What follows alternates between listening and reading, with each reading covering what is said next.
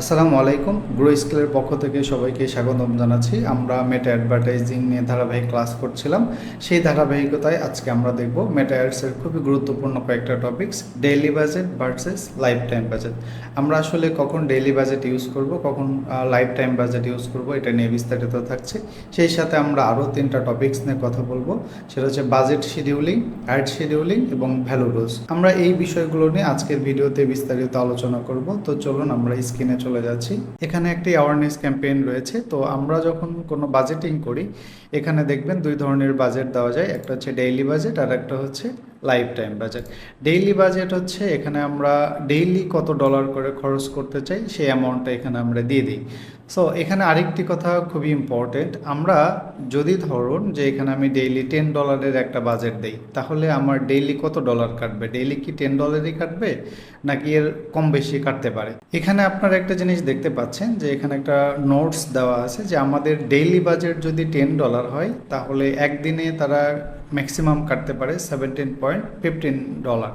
অর্থাৎ আপনার যে ডেইলি বাজেট থাকবে এই বাজেটের 75% বেশি কাটতে পারে।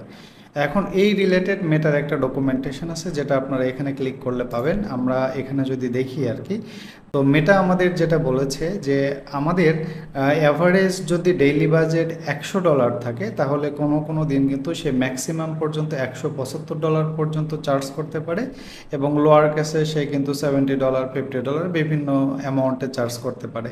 বাট আমরা যদি একটা কনসিস্টেন্ট ওয়েতে 1 উইক পর্যন্ত ক্যাম্পেইন চালাই, সেক্ষেত্রে কিন্তু সে অ্যাভারেজটা $100ই বজায় রাখবে।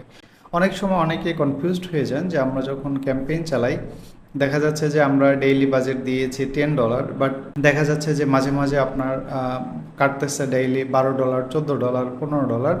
সো এটা আসলে কনফিউজড হওয়ার কিছু নাই, এটা মেটারই একটা রুলস যে আমাদের ডেইলি যে বাজেটটা দেওয়া থাকবে এর 75% পর্যন্ত তারা বেশি টাকা কাটতে পারে। এখন চলুন আমরা একটু জেনে নেই যে কখন আমরা আসলে ডেইলি বাজেটে ক্যাম্পেইন চালাবো। এখানে আমরা আপনাদেরকে কিছু নোটস দেখাচ্ছি, এখানে বেশ কয়েকটা পয়েন্টস উল্লেখ করা রয়েছে যে কখন আমরা আসলে ডেইলি বাজেটে ক্যাম্পেইন চালাবো। আমরা বেশ কিছু পার্সপেক্টিভে ডেইলি বাজেটে ক্যাম্পেইন চালাই, তার মধ্যে অন্যতম হচ্ছে ongoing campaigns with no set end date. অর্থাৎ যে সকল ক্যাম্পেইনের আসলে কোনো এন্ড ডেট লাগে না, কন্টিনিউয়াসলি চলতে থাকবে। যেমন আপনার কোনো বিজনেসের জন্য যদি লিড জেন ক্যাম্পেইন হয়, অথবা continuous e commerce sales campaign হয়, যেগুলো আসলে র্যান্ডমলি চলতেই থাকবে, এর জন্য আসলে আমাদের ডেইলি বাজেটটা বেস্ট।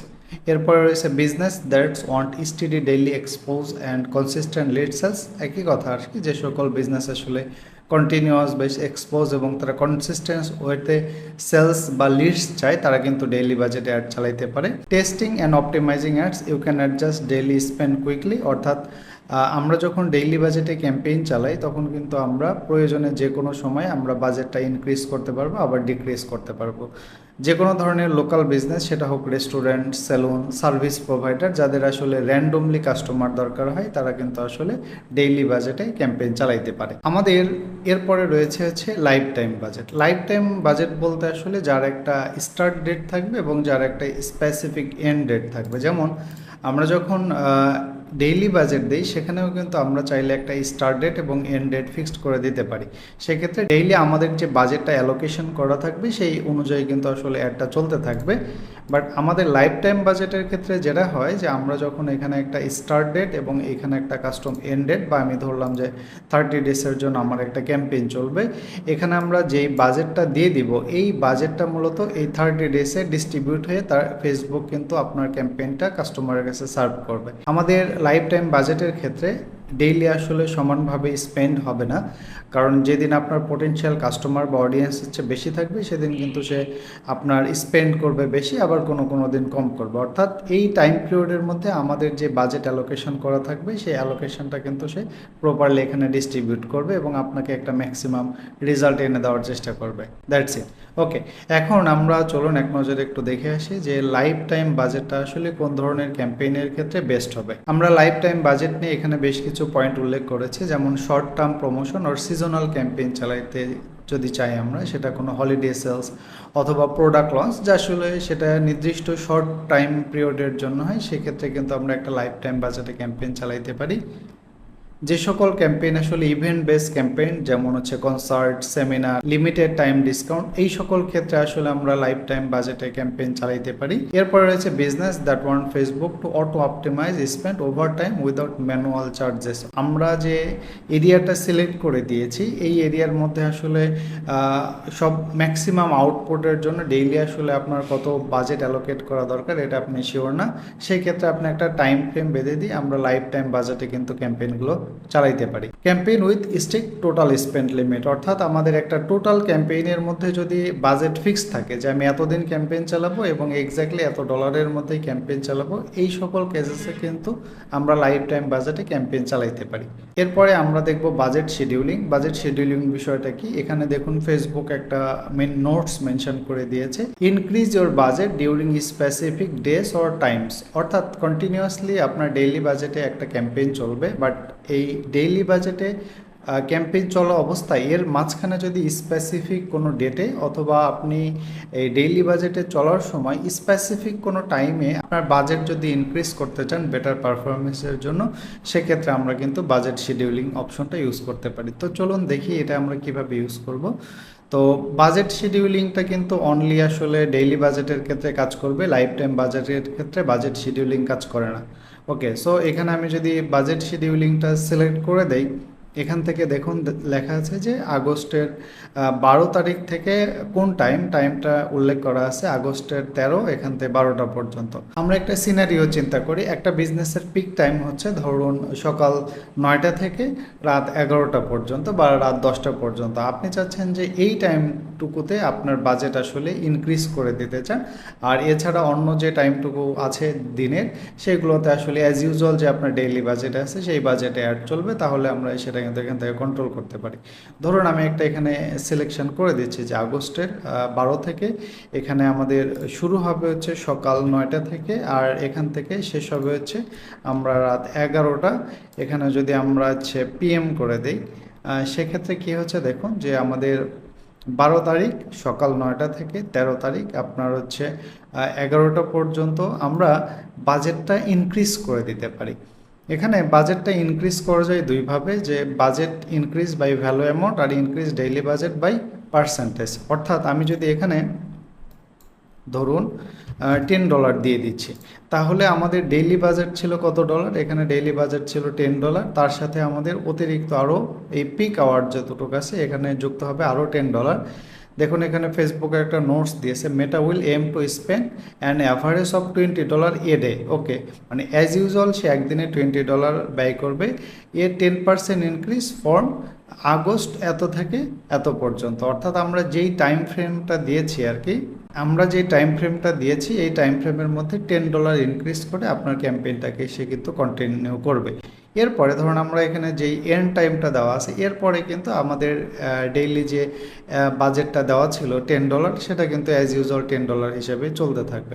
ওকে, তো এই এক একটাকে বলে হচ্ছে একটাকে পিরিয়ড। আমরা এখানে অনেকগুলো টাইম পিরিয়ড অ্যাড করতে পারি, ধরুন একটা, এরপরে আপনি আরেকটা এখানে শিডিউল বা পিরিয়ড ইউজ করতে পারতেছেন যে 14 তারিখ থেকে 15, অথবা আপনি যখন ইচ্ছা যেই টাইম ডেট ইচ্ছা সেই টাইম ডেট অনুযায়ী কিন্তু আপনার ভ্যালু অ্যামাউন্টগুলোকে ঠিকঠাক করে নিতে পারেন আর কি। That's it. ওকে, বাজেট শিডিউলিংয়ের ক্ষেত্রে আমাদের বেশ কিছু গুরুত্বপূর্ণ নোটস জানা দরকার। তার মধ্যে একটা হচ্ছে যে আমরা ডেইলি বাজেট যেটা থাকবে আর কি, এখান থেকে আমরা যখন আমাদের বাজেট ইনক্রিজ করব এটা কত পার্সেন্ট পর্যন্ত ইনক্রিজ করতে পারবো, আমরা আসলে 8 টাইমস, অর্থাৎ আমাদের ডেইলি বাজেট যদি হচ্ছে $10 হয় তাহলে আমরা এখানে ম্যাক্সিমাম $80 দিয়ে কিন্তু ক্যাম্পেইন চালাইতে পারবো। আমরা যদি এখানে ডেইলি $90 পর্যন্ত দেই তাহলে কিন্তু আমাদের হবে না। এই যে এখানে দেখুন নোটিফিকেশান দিয়েছে, enter a value of $80 or lower, অর্থাৎ আপনার ডেইলি যে বাজেট থাকবে এর চেয়ে আপনি ম্যাক্সিমাম 8 টাইমস হচ্ছে বুস্ট আপ দিতে পারবেন।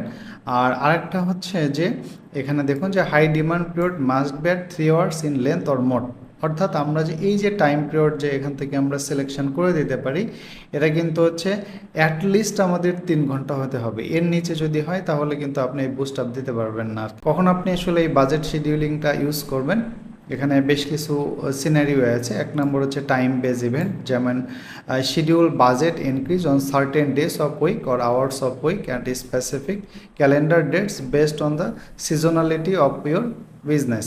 তো বুঝতেই পারছেন যে হচ্ছে আমাদের কন্টিনিউয়াসলি চলার মাঝখানে নির্দিষ্ট কোনো উইক হতে পারে, নির্দিষ্ট কোনো আওয়ার হতে পারে, অথবা স্পেসিফিক কোনো ডেতেও কিন্তু আমরা এই বাজেট শিডিউলিংটা নিয়ে কাজ করতে পারি। যে কোনো ম্যাক্রো ইভেন্টস যেমন schedule around events such as music festival, PR events, sporting events or opening weekend activities or offers, এই ধরনের কোনো অ্যাক্টিভিটির ক্ষেত্রে আমরা বাজেট শিডিউলিং করতে পারি।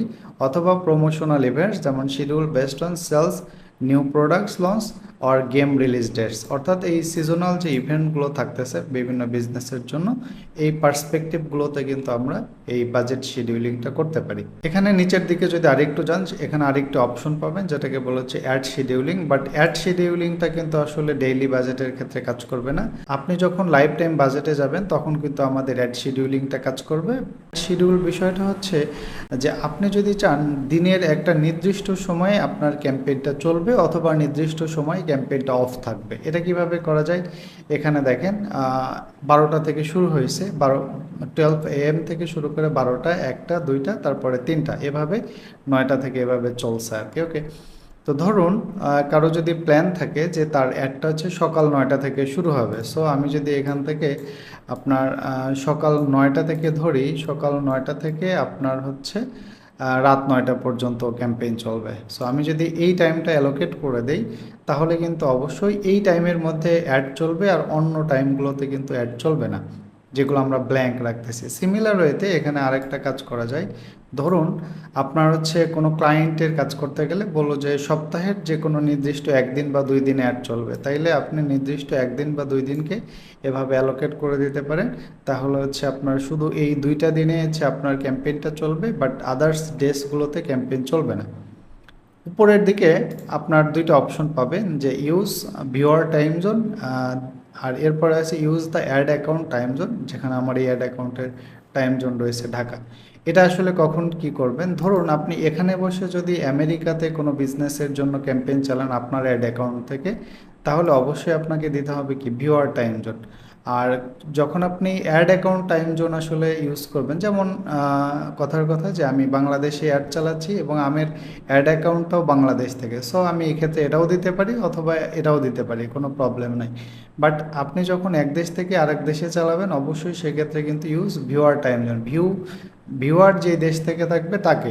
ধরুন আমি যদি এখান থেকে ইউএসের কোনো বিজনেসের জন্য ক্যাম্পেইন চালাই, আর সেই ক্ষেত্রে যদি আমি এটা দিই use ad account time zone, সেক্ষেত্রে কিন্তু হবে না, কারণ বাংলাদেশে আমাদের যখন এখানে 12 AM তখন ইউএসএ কিন্তু আসলে 12 AM না। তো এই বিষয়টা একটু দেখবেন। তো অলওয়েজ আসলে এটা ভিউয়ার টাইম জোন থাকাটাই বেস্ট অপশন। এটা ছিল আমাদের অ্যাড শিডিউলিং। আমরা আরেকটি বিষয় নিয়ে কথা বলবো, সেটা হচ্ছে ভ্যালু রুলস। আচ্ছা, এরপরে আমরা আরেকটি বিষয় দেখব, সেটা হচ্ছে ভ্যালু রুলস। ভ্যালু রুলস আসলে কি, এটা যদি আমরা অ্যাপ্লাই করতে চাই, চলুন আগে ভিতরে গিয়ে দেখি ভিতরে কি আছে। অ্যাপ্লাই অ্যাজ এ রুলস, এখান থেকে আমি হচ্ছে ক্রিয়েটে রুলসে গেলাম। রুলসে যাওয়ার পরে এখানে আপনি ক্রাইটেরিয়া সেট করে দিতে পারবেন। ওকে, তো ধরুন আমি এখান থেকে এজ দিলাম, এজ দেওয়ার পরে আমি একটা এজ গ্রুপ সিলেক্ট করলাম। ওকে, এজ গ্রুপ সিলেক্ট করার পরে এরপরে হচ্ছে দেখেন লেখা আছে ইনক্রিজ বিট বাই। এখান থেকে আসলে দুইটাই করা যাবে, আপনি ইনক্রিজ করতে পারবেন, ডিক্রিজও করতে পারবেন। এই বিষয়টা আসলে কিভাবে কাজ করে চলুন একটু ব্যাখ্যা করি। ধরুন আপনার একটা ক্যাম্পেইন চলতেছে, সেই ক্যাম্পেইনে আসলে আপনার টার্গেট আছে যে 18 বছর থেকে আপনি সর্বোচ্চ হয়তো 44 ইয়ার্স ওল্ড যারা আছে তাদেরকে আপনি অ্যাডটা দেখাচ্ছেন। বাট আপনি জানেন বা আপনি আগের কোনো ক্যাম্পেইনের ডেটা থেকে জানেন যে এই এজ গ্রুপের মধ্যে আপনার বেস্ট পারফরমেন্স করছে হচ্ছে 25 থেকে 34 ইয়ার্সের যারা আছে তারা। সো আমরা একটা কাজ করতে পারি, এই নির্দিষ্ট এজ গ্রুপ পিপলদের ক্ষেত্রে আমাদের বাজেট কিন্তু বাড়িয়ে দিতে পারি। সেক্ষেত্রে দেখুন আমাদের ডেইলি যেই বাজেটটা রয়েছে তার কিন্তু 20% মোর খরচ হবে কার ক্ষেত্রে, এই এজ গ্রুপের পিপলদের ক্ষেত্রে। সিমিলার এখানে হচ্ছে অনেকগুলো রুলস আপনি সিলেক্ট করতে পারেন। আমরা হচ্ছে এজ একটা রুলস সিলেক্ট করলাম, আপনি যদি আরেকটা রুলস বা ক্রাইটেরিয়া সিলেক্ট করতে চান, এখানে অনেকগুলো আছে। কোন কোন বিষয়ের উপর আপনি টার্গেট করে আসলে এটা করতে পারেন, যেমন এজকে টার্গেট করতে পারেন, gender, mobile operating system, location এবং প্লেসমেন্ট। আমরা তো এজ দেখলাম, এরপরে আপনি যদি জেন্ডার, যে স্পেসিফিক কোনো জেন্ডারের ক্ষেত্রে যদি আপনার বাজেট ইনক্রিজ করতে চান এটা করতে পারবেন। অথবা এখান থেকে আমরা যদি মোবাইল অপারেটিং সিস্টেম, সেক্ষেত্রেও আপনি অ্যান্ড্রয়েড না আইওএস তাদেরকে টার্গেট করে আপনি বাজেট ইনক্রিজ বা ডিক্রিজ করতে পারবেন। অথবা আমি যদি আরও দেখি আর কি, এখানে লোকেশানকে যদি আপনি টার্গেট করেন, তাহলে ধরুন আপনার একটা ক্যাম্পেইন সারা বাংলাদেশে চলছে, তো এর মধ্যে নির্দিষ্ট একটা এরিয়ার, যেমন হচ্ছে ঢাকাতে আপনি যদি আপনার বাজেটটা ইনক্রিজ করতে চান, তাহলে সেক্ষেত্রেও কিন্তু এখানে সুযোগ আছে। এর পাশাপাশি হচ্ছে প্লেসমেন্ট, আপনি যদি নির্দিষ্ট কোনো প্লেসমেন্টের জন্য আপনার বাজেটটা ইনক্রিজ করতে চান, সেক্ষেত্রে কিন্তু পারবেন। যেমন ফেসবুক ফিড আছে, স্টোরি আছে, ফেসবুক রিলস আছে, যে কোনো একটা প্লেসমেন্টের জন্য কিন্তু আপনি এই বাজেটটা ইনক্রিজ করতে পারবেন। তো এটা হচ্ছে মূলত হচ্ছে ভ্যালু রুলস। আমরা একটু আগে বাজেট শিডিউলিং থেকে যেটা দেখেছি যে আমরা স্পেসিফিক টাইম পিরিয়ডে অথবা স্পেসিফিক ডেসের ক্ষেত্রে কিন্তু আমাদের বাজেটটা ইনক্রিজ করতে পারি। আর আমরা যদি নির্দিষ্ট কোনো age group, gender, mobile operating, location অথবা প্লেসমেন্টকে টার্গেট করে তাদের উপর আমরা বাজেট ইনক্রিজ করতে চাই অথবা ডিক্রিজ করতে চাই, এটা কিন্তু আমরা এই ভ্যালু রুলসের মাধ্যমে আসলে করতে পারবো। That's it. এই ছিল মোটামুটি আজকে আমাদের বেশ কয়েকটা বিষয় নিয়ে আলোচনা। আশা করি এই বিষয়গুলো আপনাদের ভালো লেগেছে এবং এখান থেকে নতুন কিছু জানতে পেরেছেন। তো এই বিষয়ে যদি আপনাদের কোনো কোশ্চেন থাকে কমেন্ট করতে পারেন। আমরা নেক্সট ভিডিওতে নতুন কোনো বিষয় নিয়ে আবার আলোচনা করব। সে পর্যন্ত সবাই ভালো থাকবেন। আল্লাহ হাফেজ।